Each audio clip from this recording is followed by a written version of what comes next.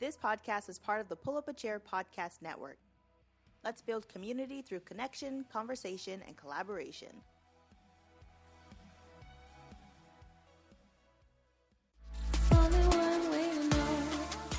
Hey, I'm Ryan. And I'm V. And you're listening to Cringe With Me, the podcast where we dig up the cringiest articles, questions, and tidbits of human culture to review with you, our listeners, so you too can cringe with me. I'm hypocritical, but at least I know we could be beautiful or maybe terrible. Alright, so this is our last episode for October, and because of the way that life dealt its hands, you have two opportunities to beat me this month. That's true. We missed a recording, and now I have the advantage. You do have the advantage. Fool, I have the high ground. I had incest, so I might still win. Yeah, you probably will, honestly. But I've got one. This will be fun. Okay. So this is an Am I the Asshole post, my bread and butter. This one is, am I the asshole for telling my friends how my date's mother called him 5 times during our 2-hour date? Okay. There's a reality TV show on Discovery Plus called I Love a Mama's Boy. It's been my recent addiction, and I feel like I'm about to listen instead of watch one of my favorite TV shows. So please serenade me with the awfulness. All right, yeah. So it gave me vibes of like parental control, like old school MTV reality dating, but well, we can talk about that another time. So, the author, 27-year-old female, went on a date with boy, 30-year-old male. So they're not like college age. They're out of college, right? Okay, they're grown. It was our first and last date. I didn't know him really well, and we only know each other through friends. We were set up by one of them, and we talked a bit before deciding to go out. He seemed normal. We went to a cafe. Now, we had only gotten there, like just sat down, when he got a call from his mom. No big deal. He took the call in front of me, so I had no other option to hear what he was talking about.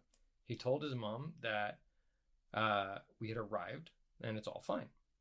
I thought, that's fine. Maybe he was anxious or something, or his mom was wishing him luck. No big deal, right? We got to talking, and within half an hour, his mom called again. He picked it up and gave her an update of everything we had talked about in the last 30 minutes. Oh. It weirded me out, but then she proceeded to call him 3 more times within 2 hours. So like every half an hour or so. And he would recap everything we had talked about right in front of me and then go back to the conversation as if nothing had happened. I even commented about his mom's constant calling, and he said he's a quote-unquote mama's boy. It weirded me out, so I cut our date short and turned down his idea for dinner. When I reached home, I messaged him that I had a good time, but I couldn't see a future with him as our personalities were poles apart. He responded with, okay, best of luck, right? Obviously, the friend who had set us up asked me about the date, and I told her about his mom calling every half an hour. I also told my friends about the date. Now, apparently, he asked out another girl, and she turned him down. He found out that people knew about the situation, and he sent me a text calling me some nice words and saying that it was a private information. How is it private? I don't know. And I'm also wondering if she meant to say nice words and actually meant not nice words. Oh, okay. He also said I shouldn't have told people about it. He also called me a racist, which doesn't make sense to me. They're both Indian, she says. So I'm like, okay, weird. Weird flex, but okay. I mean, it was constant. It wasn't the constant calling that stuck out to me. It was the fact that he was literally recapping everything to her. This whole severe codependency situation didn't sit right with me at all. I do think I might have been an asshole because I told his private business to the world, but also maybe not.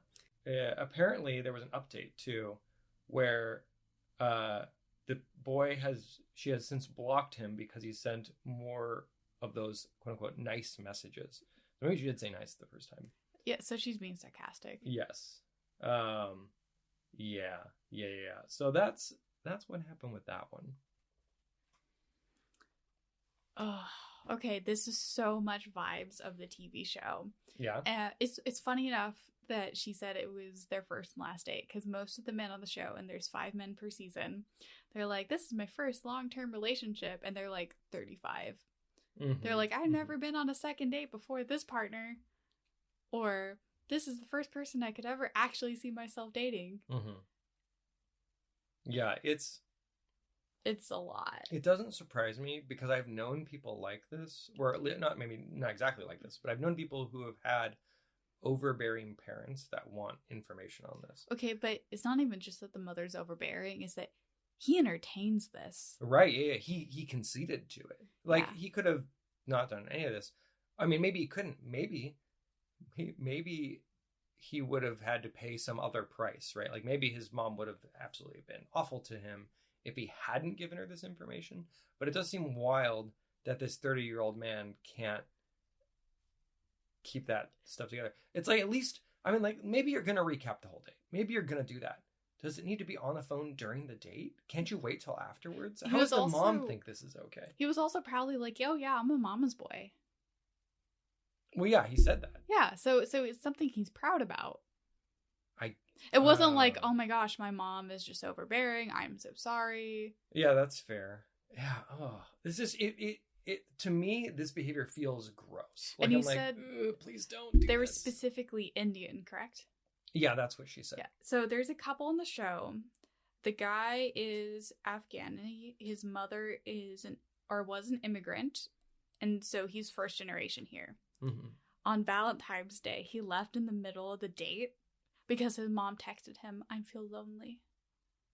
Wow. And so it's very much giving me those, Shakib, if you're listening to this, please let me follow you on Instagram. I love you on the show, and you're an awful partner, but I am so entertained by you and your mother. Oh my god. Well, we got our celebrity shout out for today. Yeah, I had to do it. I had to do it. Okay. So the thing I find interesting here is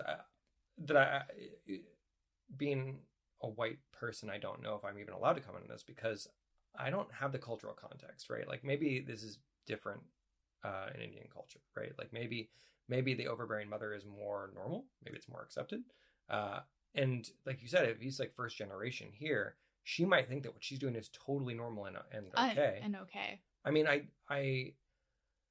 again, I'm going to sound like an idiot here if I'm completely wrong, but I'm pretty sure India is still a place where arranged marriages are practiced. It's still common, but not all marriages are arranged. Right. Yeah. I don't know. There's not very many places where all of them are arranged, right? But I think it's still a relatively common practice there. According to Bollywood, which I absolutely adore, it's Right. still fairly common. Okay. So in any place where arranged marriages are a thing, I wouldn't be surprised that the parents are overbearing about any dates because they have this idea of like, I'm supposed to approve this. I'm supposed to select it. So yeah. Or I'm even supposed to be there. Right. Because with the Afghani guy, he actually got married before the show. His mother picked the bride. His mother arranged the marriage and was there for the first date. And he tried to break up the couple. And the guy, Shakib, chose a girlfriend. So this is his chosen girlfriend. And his mom decides they're going to do a double date. And she brings who she wants her son's second wife to be. Wow. This sounds wild. I don't know that I want to watch so this good. show, but I do that. I almost want to watch just that. I just got into it last week. Shout out to my sister who told me that she won't talk to me until I watched it, and now I see why. Okay, nice. Because I mean, like, I have a friend who did an arranged marriage, right? Like, he actively chose it for himself. He wasn't forced into it with his parents. He was like, no, I want to do this, and you know, he's happy and everything is great with that. I don't think that arranged marriages are inherently bad. Especially when they're done in the way that his was done, where it's they got to know each other first before they decided to accept it. So it felt that's like, nice. Like, okay, fine. Anyway, let's not get into the weeds there. But the thing I found interesting is that like they weren't allowed to be around each other without the parents being present for a while. So it could be a very similar thing where the mother is feeling nervous that her son is out on a date without her. Right. She might feel like that's not how that's supposed to work, right? She might think like, no, I'm supposed to be present. Her parents are supposed to be present while we're on the date. And like, especially if she knew, which I'm guessing she does, because I bet he told her everything possible before the date. Yeah, he does. She probably knows that the girl is Indian as well, and so might be like, this should be expected. You should be expecting this, right? Yeah, like her parents are going to be insulted and think little of us.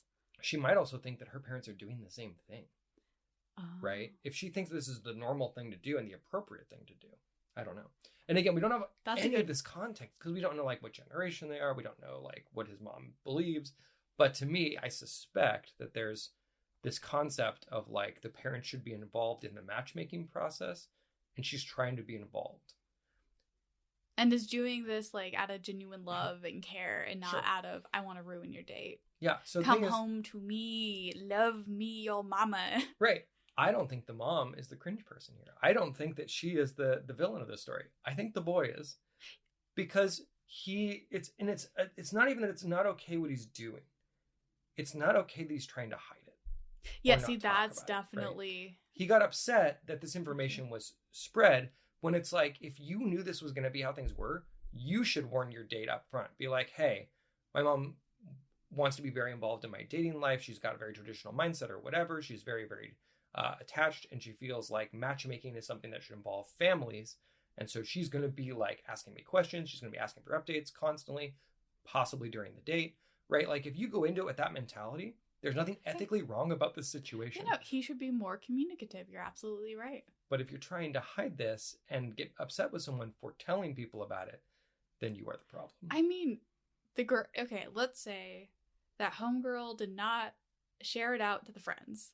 Mm-hmm. He would go on date with that one friend who turned him down, and then she would experience the same thing. Oh, yeah. Like, dude, do you not realize that you're gonna, like, if it was a one-time thing that your mom did, and she doesn't typically do that during dates, then that's something you should have vocalized. Right. And then it wouldn't have been an issue. Because she would be like, oh yeah, I guess his mom was feeling extra clingy for whatever reason. And so him and I had a particularly bad date. Instead of, this is the weird thing he does on dates. Well, and it's not even, it's just... Well, depending on her mindset, it could be viewed as weird, even if it necessarily isn't. It doesn't matter if it was a one-time thing. The fact that he let it happen, let it play out that way, means that, yeah, that's perfectly valid information to give people. Be like, and the thing is, realistically, he's only ever going to have dating success with someone who's okay with that anyway. Yeah, because that's a good point. It's never going to get off the ground if they can't get past that. So even if so he might get more first dates if this information wasn't spread, okay. But he's not going to get second dates. Plot twist. He wants to go on a lot of first dates and not a lot of second dates to keep his mother believing that he is going for the type of woman she would want him to go for, but in his own way. And secretly, the kind of dates he goes on, he doesn't tell his mother about. Oh, that's possible. Maybe he's only publicly dating nice Indian girls to appease his mother. Yeah, okay, maybe that's it. I doubt that, because it sounds like if that were the case, he wouldn't... Like, you would need the other person to be involved. If you were going to do that, tell her. Be like, hey, I'm trying to keep up appearances with my mom who's overbearing and that wants me to date. That would be the ethical way. But that's not what he did. He said, I'm a mama's boy. So I don't believe that that's what's happening. If that's what we was going to try to do, he should have done it very differently. I'm just trying to play devil's advocate. Oh, yeah, absolutely. I love that theory. I just don't think the evidence supports it. Yeah, in this case. You're right. Or if it does, he's really bad at it. I mean... That is true. Not everybody that tries a master plan is mastermind. That's true.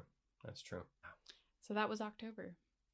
Yeah, October's done. Wow. Yeah, that happened fast. But we'll meet you guys back here in November, our last real month of real episodes, because come December, it's going to be Winning Episode Showdown. We're going to remind you basically every week until it happens what our actual plans are for the end of the year. Yes. So we are going to be skipping 1 week, the last week of November, that we will not be releasing an episode. And that's so that we can have November's votes before we go into December. So in December, we're going to be talking about the year in review. We're going to be going over all of the winners of the year, and we're going to decide which are the ultimate cringiest, I believe. December is going to be our extravaganza. Be prepared. So that last week, we won't have an episode. But you will have to vote, so don't forget to vote. Yes. For November's episodes. Yeah, because we'll need those votes as soon as possible so we can record them or get them into our recordings for December. Yeah, so we say we're taking a week off, but no, we'll see you next month. Bye. Goodbye. All right, well, I'm Ryan, and you can find me on Twitter and Instagram under Build Right Roll, where I post about my professional Dungeon Master experiences. You can check out the links in the description if you're interested in hiring a professional DM or looking to level up your own DM skills. And you can find me, V, at I'm Cringe Queen at Instagram and Twitter, or check me out on YouTube as the Queen of Cringe, and be embarrassed with me. All right, well, thanks for listening and cringing along with us. And we'll catch you next time with more awesome cringe content. I'm hypocritical, but at least I know we could be beautiful or maybe terrible. Only one way to know. Only one way to